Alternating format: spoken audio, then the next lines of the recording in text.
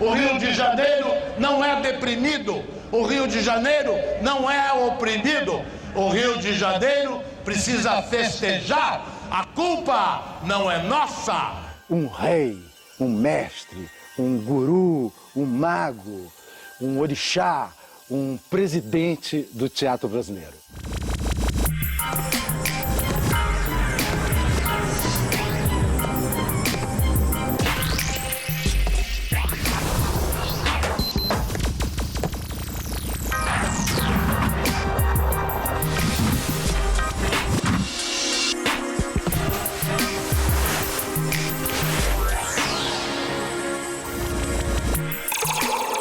Esse programa exibiu pela primeira vez no Brasil, Cuica no Mundo, uma gravação do futuro. Para os que não assistiram àquela histórica transmissão, repito as informações a respeito. Pesquisadores da NASA, associados a hackers ingleses e a programadores da emergente concorrente das grandes marcas japonesas de informática, a chinesa Mai Danglao, consideraram que, com o advento das novas mídias e tecnologias, talvez já fosse possível recuperar gravações feitas no futuro.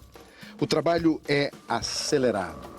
O engenheiro responsável pela coordenação das pesquisas, Dr. Philip Dick, que foi dado como morto em 1982, quando se recolheu a um laboratório em uma pequena cidade ao norte de Nevada, fronteira com Oregon, para se dedicar integralmente a essas pesquisas, agora reaparecido aos 84 anos, deu recentes declarações em que prevê que em breve tudo o que se gravou, e esse é o grande problema a respeito das gravações do futuro, o tempo do verbo usado para se referir a elas. Se gravou, se grava, se gravará, não importa. Enfim, tudo que se gravou no futuro estará mais transparente do que camisola de noiva, bride, babe doll, segundo as palavras do eminente cientista Mr. Philip Dick.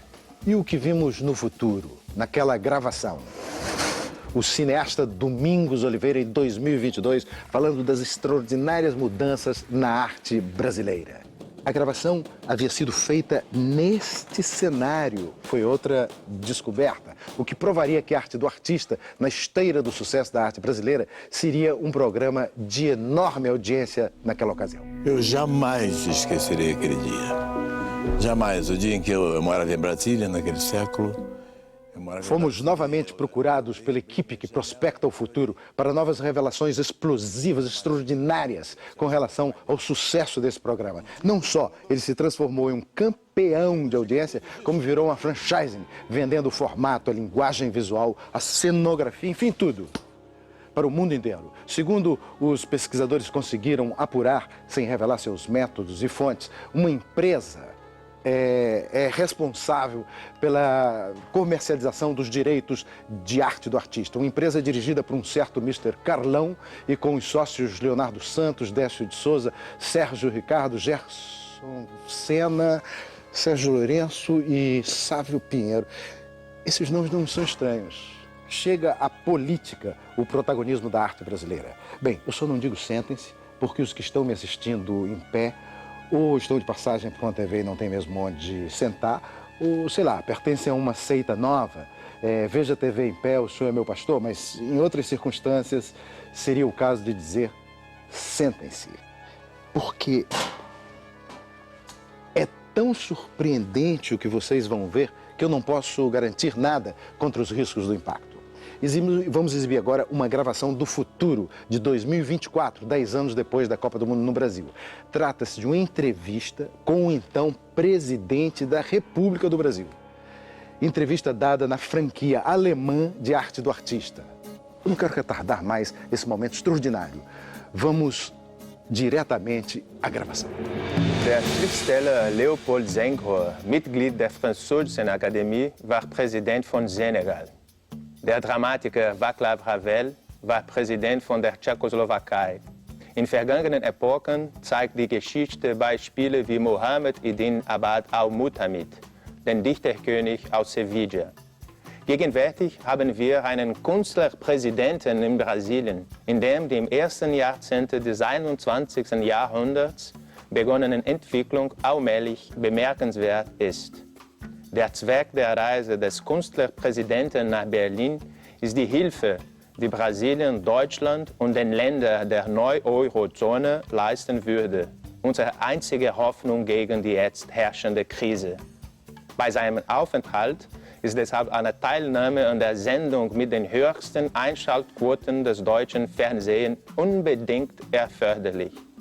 Vom internationalen Kunst des Künstlers Netz, auch aus Brasilien ursprünglich. Guten Abend, Präsident Amir Haddad. Boa tarde. Dankeschön, como vocês dizem muito bem na Alemanha. É prazer enorme estar aqui e não podíamos deixar de visitar uma franquia da televisão brasileira tão bem levada adiante pela televisão alemã. E quero dizer também que é com imenso prazer que nós fazemos nosso aporte de ajuda ao povo alemão e ao país que se encontra numa situação tão difícil. Nós soubemos sair de nossa crise, hoje a arte governa nosso país, estamos em condições de prestar assistência aos nossos irmãos do Atlântico Norte. Die Vorgeschichte der brasilianischen Entwicklung beginnt mit dem Umzug der Hauptstadt Buenos Aires nach Brasilien. Es hat so gut geklappt, dass man heute plant, sie weiter ins Innere des Landes zu verlegen. Der 116-jährige Architekt Oscar Niemeyer hat ein Projekt für eine neue Hauptstadt in Araputanga entworfen. Zurzeit wartet man nur auf die Bestätigung dieser Entscheidung, denn es gibt noch Verfechter für die Stadt Nova Mutum und Lambari do Oeste. Werden Ihre Exzellenz dieses Projekt weiterführen oder, wie man spekuliert, die Hauptstadt dem Volk näher wiederbringen? Esses nomes que você disse aí me trazem tantas lembranças do meu país, do interior do grande Brasil, hoje praticamente totalmente habitado e povoado.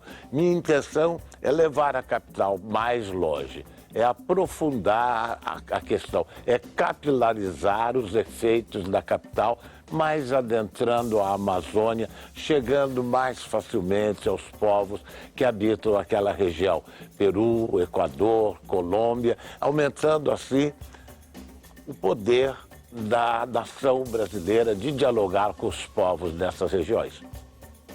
Tentamos agora, conquistamos o Brasil, queremos avançar por toda a América Latina, uma única civilização. Und Herr Präsident, Sie sind durch Volksabstimmung zum brasilianischen Präsidenten gewählt worden. Das war ein Sieg der vor 12 Jahren, kurz nach der Ankunft der Aliens in Brasilien, gegründeten Bewegung Kunst allein rettet, beim berühmten Ereignis der Entführung des Kongresses. Eine Bewegung, die vom Dichter Domingos Oliveira ins Leben gerufen wurde. Aber Ihre Exzellenz hatten schon 2006 die Regierung übernommen. Durch die revolutionäre Bewegung, die Kultur an der Macht und die nackte Macht. Auf Fotos im Schloss Catete sieht man Ihre Exzellenz unter den republikanischen Präsidenten.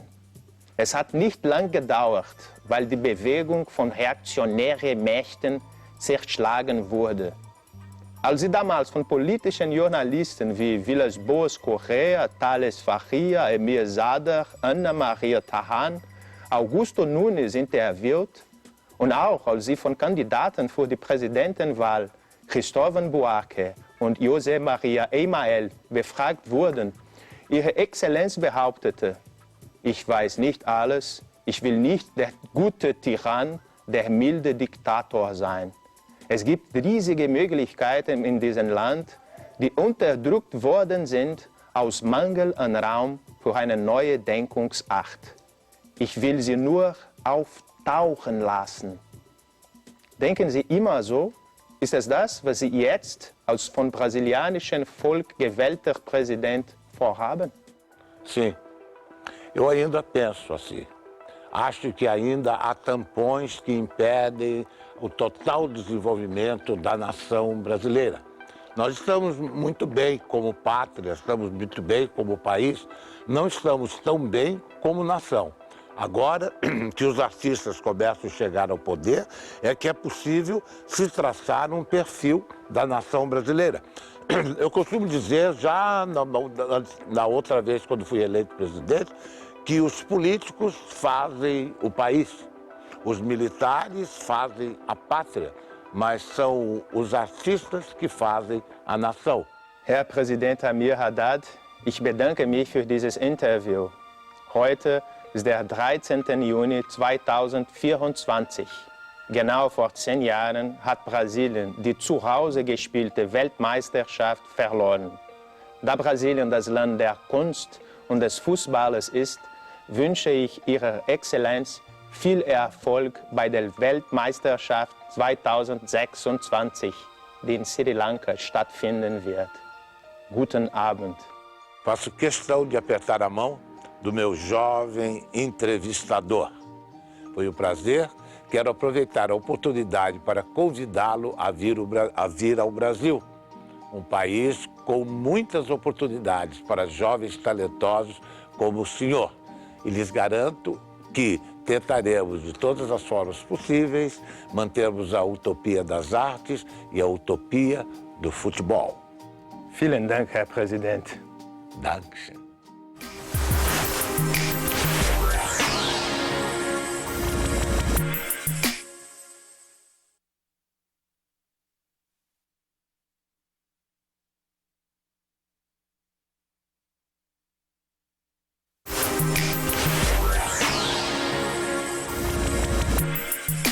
Eu tenho a honra de receber o futuro presidente, o artista de teatro uno, sem divisões, ator, autor, diretor, figurinista, pensador. Ele resume todos. O artista. Amir Haddad, como vimos, e nem ele sabia, será o nosso presidente, o presidente do Brasil, dentro de 12 anos. Mas já é, com direitos inquestionáveis, um rei, um mestre, um guru, um mago, um orixá, um presidente do teatro brasileiro. Bem-vindo, Amir. Não pode ser melhor bem-vindo, com tantas palavras, caramba, que coisa bonita, né? Mas muito obrigado, Ademar. Estou feliz de estar aqui. Espero realmente que o futuro nos coloque cada vez melhor para as nossas ideias avançarem, né? Muito bom, muito bom. Para a arte tomar conta. Tomar conta. Amir, daqui a 10 anos, você vai ter seguranças, batedores, enfim, vai ter aquele tipo de proteção que os presidentes da República precisam ter. Nessa sua viagem à Alemanha, por exemplo, na sofrida Alemanha daquele momento, daqui a 12 anos, aliás, né? Mas agora você é um artista da rua. O que é ser um artista da rua? A rua é o lugar da arte? Meu caro Aderbal, é uma questão difícil de responder de cara assim, porque quando fala artista, a gente já tem uma ideia do que é artista. E quando fala rua, a gente já tem uma ideia do que é rua.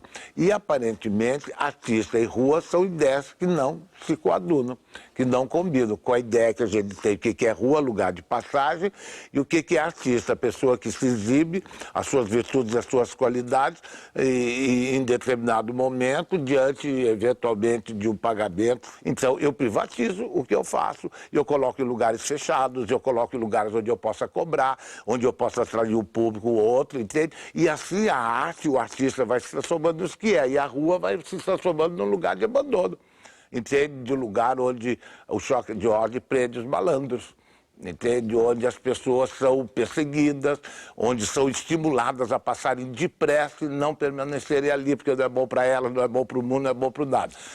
A cidade se descaracteriza. A cidade se desespera, perde qualquer possibilidade de contato humano. E o artista de rua, que seria que essa pessoa que cumpre esse impulso original, ele também fica confundido com a rua. E a gente não se dá conta de que a arte sempre foi uma manifestação pública. A arte não é manifestação privada. Mago Lemos, Carroça, são os artistas arautos da liberdade. O que, por exemplo, uma cidade, digamos, a autoridade constituída de uma cidade pode fazer para não atrapalhar o fluxo natural do rio do teatro de rua? Se o homem público tem essa perspectiva de vida pública na cabeça, ele pode fazer muito. Mas também a gente pode dizer que muito faz quem não atrapalha.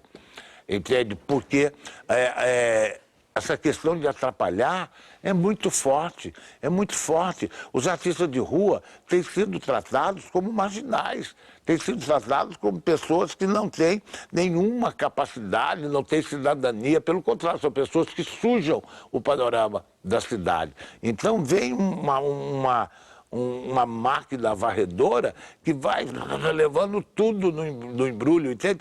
E levando também os artistas de rua. Mesmo assim, o movimento cresce, cada vez tem mais artistas de rua. Então, assim, eu acho que se os governos simplesmente não atrapalhar, seria muito bom. Proibir os artistas de rua ou dificultar a vida deles é quase como se você pegasse uma pessoa que passasse na rua, parasse para ver um prédio, tivesse um policial que dizia, não pode olhar, não pode olhar, não pode olhar. Não é espetáculo. Não é espetáculo, não olha para o prédio. Não é? Fosse proibido você ver a beleza que está na rua, a arte que está na rua. E é ótimo que então existam esses artistas que têm a mais longa história, que eles têm a idade, por exemplo, os artistas de teatro de rua têm a idade do teatro. A idade do teatro. Eternamente jovens, eternamente velhos. É um lugar onde o Rio de Janeiro é feliz. E só então serei feliz. É que nada cresceu tanto no Brasil quanto essa chamada arte pública. Cresce, graça, capilariza, graça, avança. É a peste que o Arthur falava. É a peste que derruba tudo. Entende? Cresce, porque ela é necessária, ela é importante. Cresce. Há 30 anos atrás, você se lembra disso, você participava dessas coisas comigo, não tinha ninguém fazendo teatro de rua. Entende? Quando eu fiz o meu grupo de teatro de rua, meus amigos fugiram de mim, achavam que eu tinha tomado um ácido e ficado louco. Então, não tinha nada. Hoje, são centenas de grupos de teatro de rua no Brasil inteiro, incontáveis.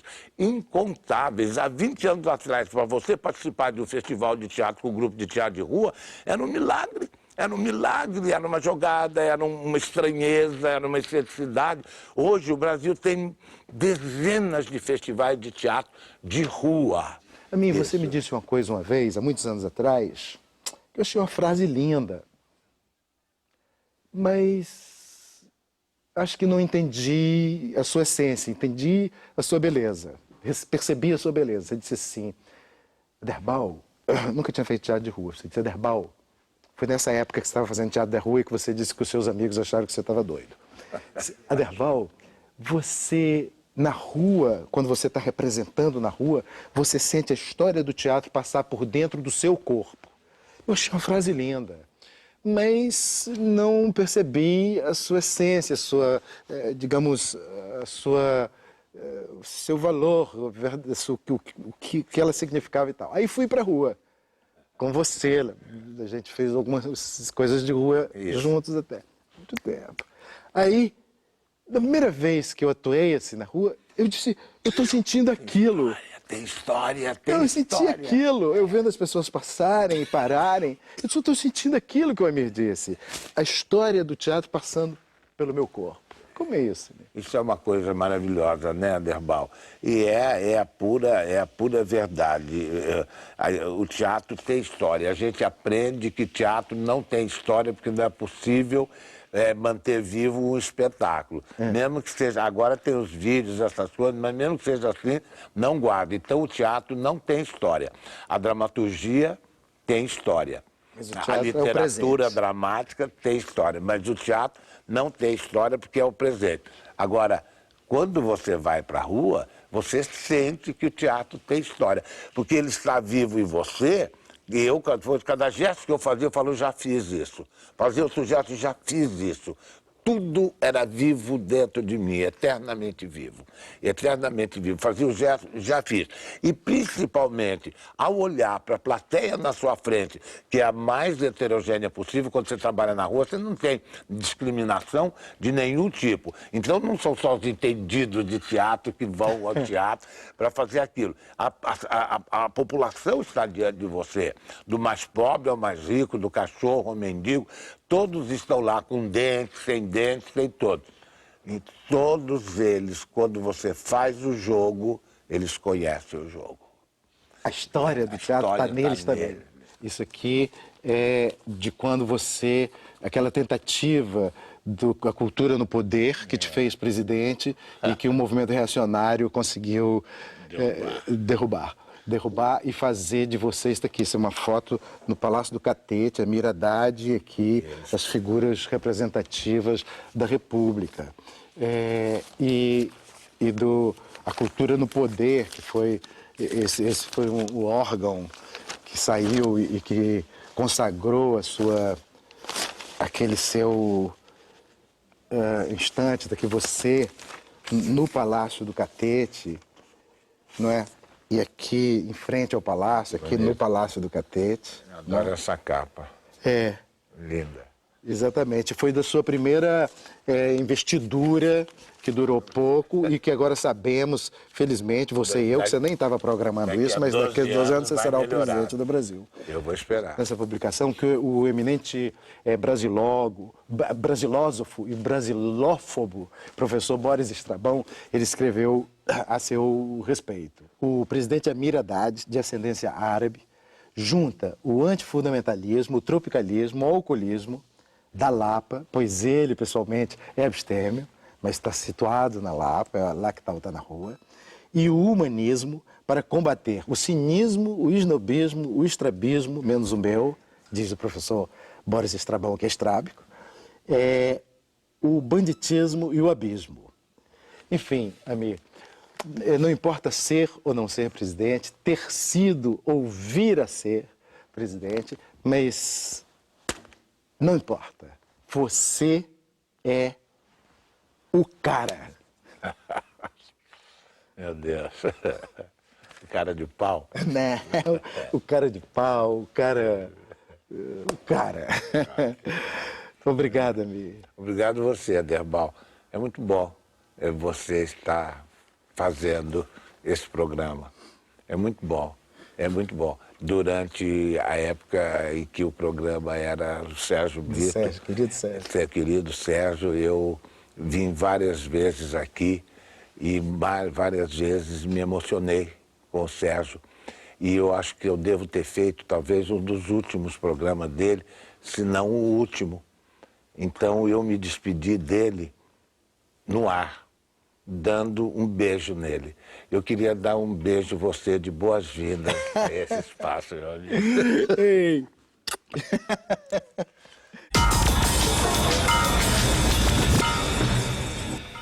Um artista holandês como Van Gogh, como Vermeer, suas pinturas que percorreram a Europa vieram ser mostradas no Brasil. Dessa vez não foi Maurício de Nassau quem trouxe para o Brasil mais um artista holandês como Frans Post. Ele foi importado pelo Botafogo de Futebol e Regatas. Autor de muitas pinturas em campo, Seedorf é um artista da bola. E o país do futebol arte sabe reconhecer o seu talento. O premiado cenógrafo Fernando Melo da Costa, torcedor do Botafogo, fala da arte do artista Seedorf. O cara é um craque de bola, acho que é um inventor de espaço. Tanto se deslocando para receber, como abrindo espaço, no buraco no time adversário. Tirando, chamando o jogo para ele e botando o resto na roda. É um cara que joga bola, não faz falta, sabe jogar, trabalha a bola com carinho.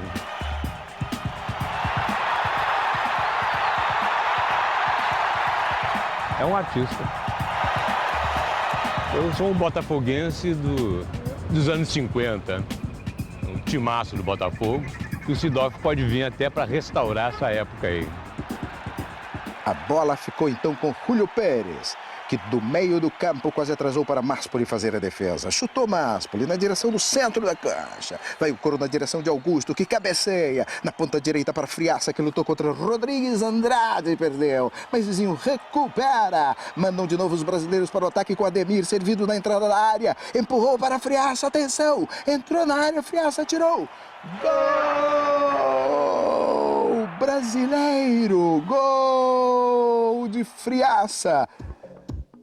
Foi a narração, assim foi a narração do gol do Brasil na final de 1950.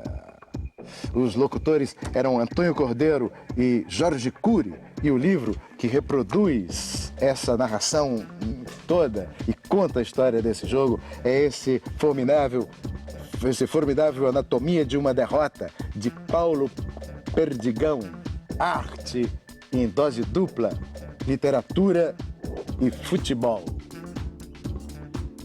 Até o próximo jogo.